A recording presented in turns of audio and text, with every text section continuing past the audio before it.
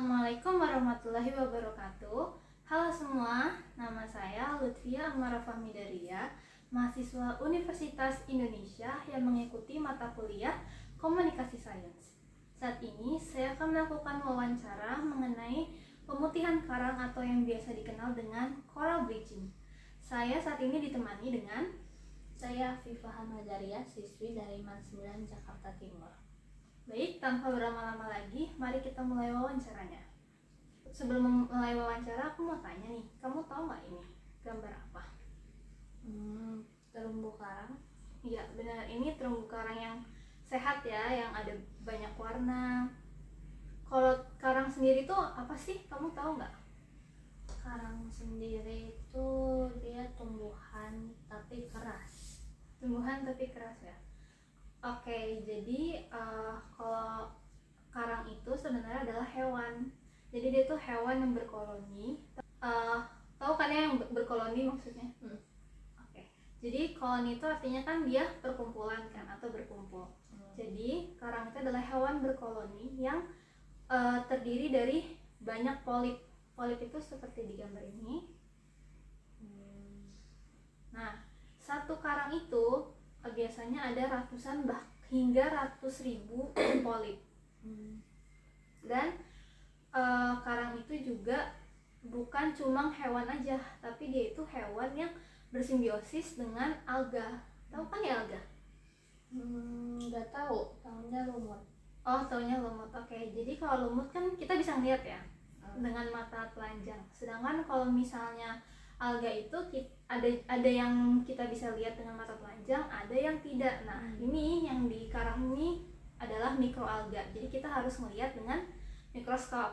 Nah, karang ini bersimbiosis dengan mikroalga yang namanya zooxanthella.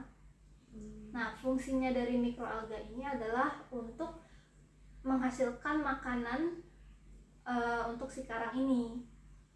Dan juga yang warna-warni ini itu juga dihasilkan oleh si zooxanthella atau si mikroalganya tersebut. Nah, terus kalau untuk pemutihan karang, apa yang kamu ketahui tentang pemutihan karang? Karangnya jadi putih. Ya, benar, sesuai namanya ya, karangnya warna putih. Nah, tapi apa yang bikin karang itu jadi putih?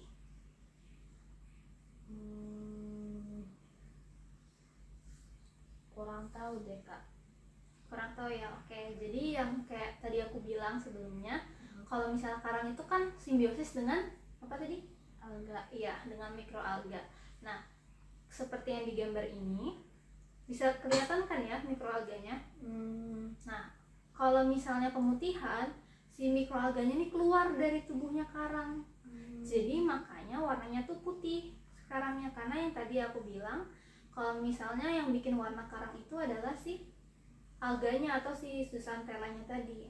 Nah, tahu nggak kira-kira apa yang bikin zooxanthellanya ini keluar dari karang? Karena dia diusir. Iya, benar banget. Jadi sebenarnya pemutihan karang itu terjadi karena karang itu sensitif, hewan yang sensitif. Jadi kalau misalnya sekarang kan lagi terjadi nih pemanasan global ya kan, otomatis suhu air laut juga meningkat. Walaupun meningkatnya cuma 1-2 derajat aja, tapi itu tuh mempengaruhi si karang tersebut. Nah, karang tersebut karena tidak terbiasa nih dengan suhu yang naik, akhirnya dia stres. Stresnya pun makanya memutih. Nah, proses dia stres itu dia mengusir si zooxanthellanya. Bener banget, dia ngusir. Kenapa dia ngusir? Kira-kira ada penjelasannya nggak? Kenapa nih dia ngusir si zooxanthella? Karena nggak tahu deh. Oke.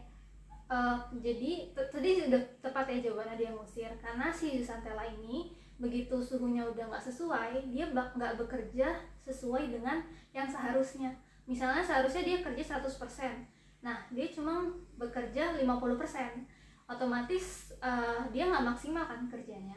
Si karang ini punya sistem otomatis yang kayak, oh si zooxanthella ini nggak bekerja dengan baik, buat apa aku mempertahanin?